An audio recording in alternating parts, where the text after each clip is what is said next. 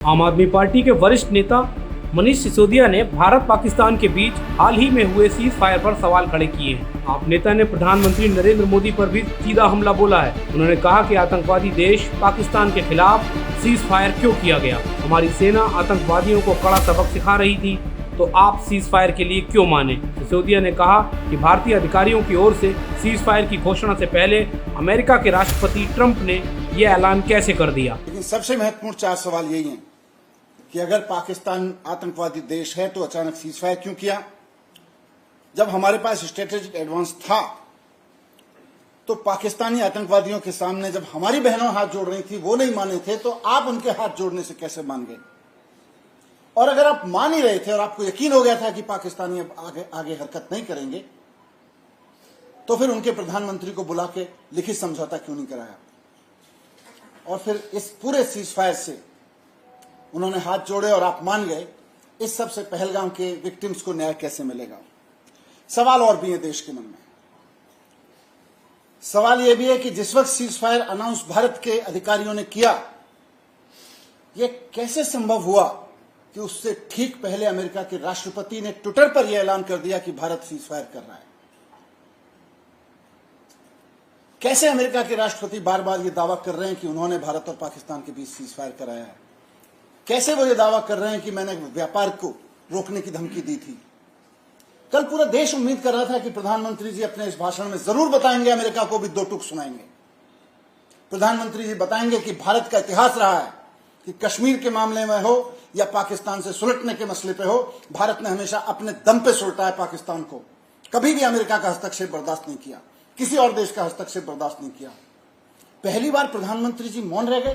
पंजाब में आप प्रभारी मनीष सिसोदिया का यह बयान हाल ही में भारत और पाकिस्तान के बीच बढ़े तनाव और फिर अचानक सीज फायर की घोषणा के बाद आया है। चंडीगढ़ में सिसोदिया ने एक प्रेस कॉन्फ्रेंस की जिसमें केंद्र सरकार की कार्यशैली पर सवाल खड़े किए। दिल्ली के पूर्व डिप्टी सीएम ने कहा कि भारतीय सेनाओं ने पाकिस्तान के आतंकवादियों को कड़ा सबक सिखाया। भारतीय सेना ने उनके ठिकाने और हथियार तबाह कर दिए। पूरा देश सेना और सरकार के साथ मजबूती के साथ खड़ा हुआ था, लेकिन सरकार ने अचानक सीज फायर कर दिया। 7 मई को जो ऑपरेशन सिंदूर को सफलतापूर्वक चला के आतंकवादियों के अड्डे तबाह किए, उससे पूरा देश एक गरिमा में सुकून महसूस कर रहा था। और उसके बाद जो कुछ भी हुआ, 8 मई, 9 मई, 10 मई, 11 मई, भारतीय सेना लगातार पाकिस्तान को मुंह तोड़ जवाब दे रही थी, उनके हथियारों को नष्ट कर रही थी हवा में और जमीन में। भारतीय सेना और पूरा भारत बहुत एडवांस स्टेज पे था। हम सब लोग, सभी राजनीतिक पार्टियों के लोग, पूरा देश सरकार के साथ खड़ा था। अचानक सीज फायर की घोषणा हुई। उस वक्त पूरे देश के मन में कई सवाल उठे।